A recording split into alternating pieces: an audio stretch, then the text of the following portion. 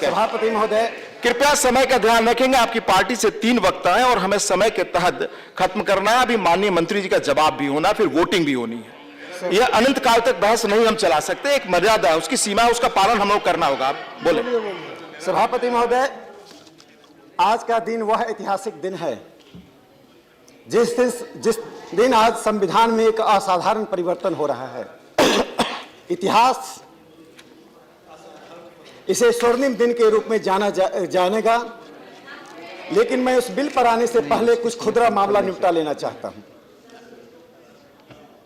Congress party के वक्ताओं ने एक बात बार बार कही कि इस विधेयक पर आप कितने दिन बहस कर रहे हैं, एक दिन में बहस करके इसके निपटाना चाहते हैं। मित्रों, 1976 में आप कृपया शांति, आप बताएं। 1976 में आप चेयर की ओर देखकर संबोधन अपना दें। आप चेयर की ओर देखें। 1976 में संविधान के मूल चरित्र में परिवर्तन करने के लिए इसी हॉल में कितने मिनट लगे जब सेकुलरिज्म और सोशलिज्म शब्द को जोड़ दिया गया। उस सदन में कौन बैठे हुए थे? सभापति महोदय, आप जिस विचारधारा के पोषक रहे हैं, यह देश जेल में बंद था और संविधान में परिवर्तन किया जा रहा था। इसके लिए कांग्रेस पार्टी पहले माफी मांगे थे।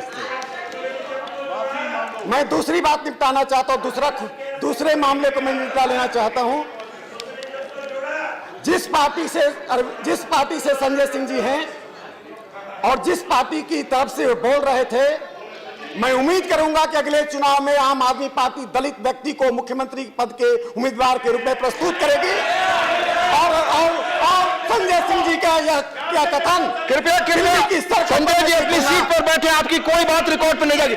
आप बोले, आपकी बात ही रिकॉर्ड पे जाएगी। दूसरी बात मैं कहना चाहता हूं, आप संजय जी कृपया अपनी जगह बैठे। प्रिंसिपल साहब आज सदन में नहीं है।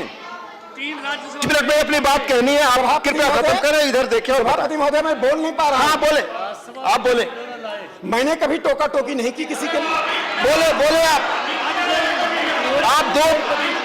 आप 2 मिनट ले चुके हैं, सिर्फ 3 मिनट आपके पास बाकी है, सिर्फ 3 मिनट। कृपया बैठे। कोई दलित नहीं लाए। मैं एक बात कहना चाहता हूं, जो मूल प्रश्न है कि यह संविधान संशोधन का आधार क्या है, मैं उस पर एक टिप्पणी करना चाहता हूं। हमने आर्टिकल 15 को कोट किया, हमने आर्टिकल 16 को कोट किया, उसके प्रावधानों को कोट किया। लेकिन यदि संविधान को आप सचमुच में जानना चाहते हैं तो संविधान सभा की बहस के आईने में ही देखना पड़ेगा। आखिर 15 और 16 कैसे आया, यह प्रावधान कैसे आए, उसका एक मूल कारण है। संविधान सभा में 2 शब्दों पर बहस हुई थी। वह 2 शब्द थे डिफरेंसेज एंड डिसएडवांटेज,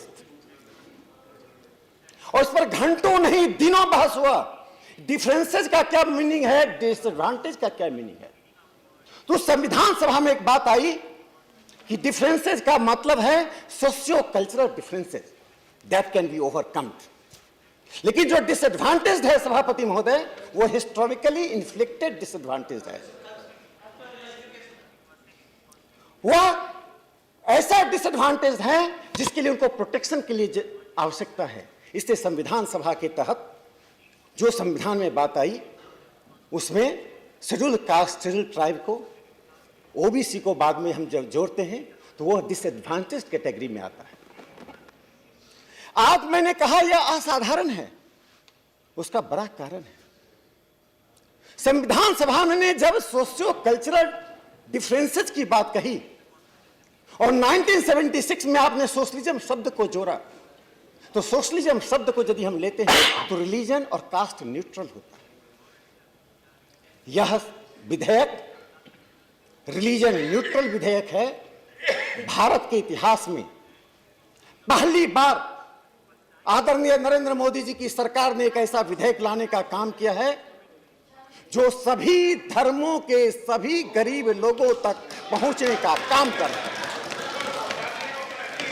आप सुन लीजिए, इसका एक दूसरा पक्ष में बताना चाहता हूं। कृपया 1 मिनट समय है और अपनी बात। अध्यक्ष 3 मिनट और दे दी जाएगी। चलिए, पर 3 मिनट बाद स्वतः आग्रह करें कि वो बैठ जाए। सभापति महोदय, मैं तो 3 मिनट टोका टोकी में मेरा चला जाता है। आप 3 मिनट अपनी बात खत्म। मैंने कहा डिफरेंसेस के बारे में, जो सोशियो कल्चरल डिफरेंसेस की बात संविधान सभा में कही गई थी, उसमें नरेंद्र मोदी जी की सरकार ने उस चीज को जोड़ा है जो कमी थी। सोशियो कल्चरल डिफरेंसेस में वेल्थ का डिफरेंसेस, स्टेटस का डिफरेंसेस, डिग्निटी का डिफरेंसेस, इन तीनों चीजें मिसिंग थी। आज नरेंद्र मोदी जी की सरकार ने इन तीनों चीजों को जोड़कर उस डिफरेंसेज को संविधान सभा का हकीकत बनाकर गरीबों के दरवाजे तक इस विधेयक को ले जाने का काम किया। मैं अब दूसरे मुद्दे पर आना चाहता हूं। एक बहुत महत्वपूर्ण मुद्दा है। राम गोपाल जी और सतीश मिश्रा जी के वाणी में थोड़ी समानता दिखाई पड़ने लगी है। पता नहीं साइकिल के नीचे हाथी आएगा कि हाथी के ऊपर साइकिल जाएगा, मुझे मालूम नहीं।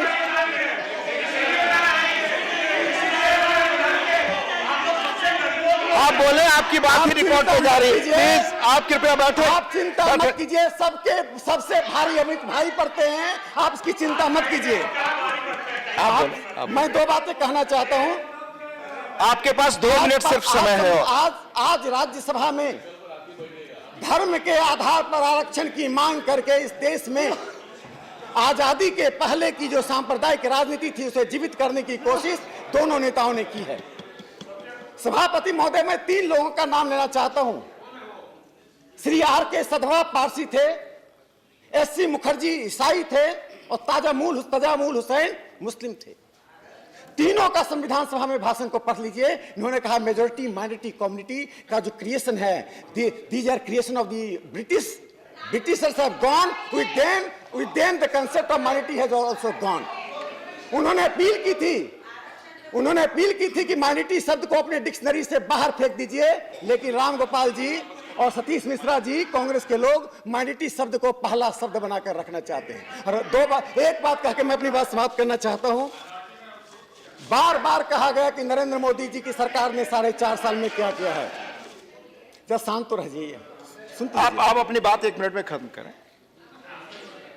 सभापति महोदय, मुझे कोई कांग्रेस का नेता है बता दे 47 से लेकर 2018 तक किसी पार्टी ने 90,000 लोगों का एडवर्टीजमेंट, रेल का एडवर्टीजमेंट एक दिन में निकाला हो। 90,000 का एडवर्टीजमेंट रेल का निकला है, आप बताकर दिखा दीजिए। मुझे यह बताकर दिखा दीजिए मुद्रा योजना में आप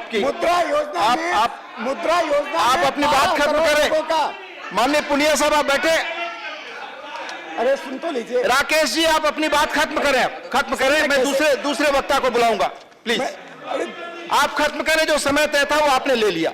मुद्रा योजना में 12 करोड़ लोगों को मैं दूसरे स्पीकर को बुलाऊंगा। आप खत्म करें, नहीं तो मैं दूसरे स्पीकर को बुलाऊंगा। समय मैं समाप्त कर रहा हूं। Please conclude. मैं समाप्त कर रहा हूं। प्लीज कंक्लूड तो करूं मैं। मुद्रा योजना में 12 करोड़ लोगों को ऋण दिया गया, 7.5 करोड़ का ऋण दिया गया। 55% OBC SC ST हैं। मैं अब आपकी बात के बाद मैं खत्म करूंगा। आप खत्म करें, मैं दूसरे स्पीकर को बुलाऊंगा। Please conclude. मैं कांग्रेस के मित्रों को भारत के प्रधानमंत्री नरेंद्र मोदी जी ने जो साक्षात्कार में कहा वो याद दिलाना चाहता हूं। उन्होंने एक स्टेट्समैन के नाते विपक्ष के नेताओं से अपील की थी। राकेश जी, बाध्य होकर के मुझे दूसरे स्पीकर को बुलाना पड़ेगा। सर्वोच्च न्यायालय में राम जन्मभूमि के मुद्दे पर आपने जैसा रंगा डाला, रंगा मत डालिए। आज आप फिर इसकी तैयारी कर रहे हैं। कपिल सिब्बल जी की बातों से लग गया कांग्रेस पार्टी इस विधेयक को सर्वोच्च न्यायालय में रोकना चाहती है। कांग्रेस के मित्रों से मैं कहना चाहता हूँ, हो गया, बैठ जाए। कांग्रेस के मित्रों से कहना चाहता हूँ, माननीय राकेश जी आप बैठे, मैं दूसरे स्पीकर को बुला रहा हूँ। माननीय जाति विहीन समाज की ओर और हमारे साथ चलिए। माननीय राकेश जी आप बैठे, मैं दूसरे स्पीकर को बुला रहा हूँ। माननीय हुसैन दलवाई जी, माननीय हुसैन दलवाई जी, वाले नहीं है। माननीय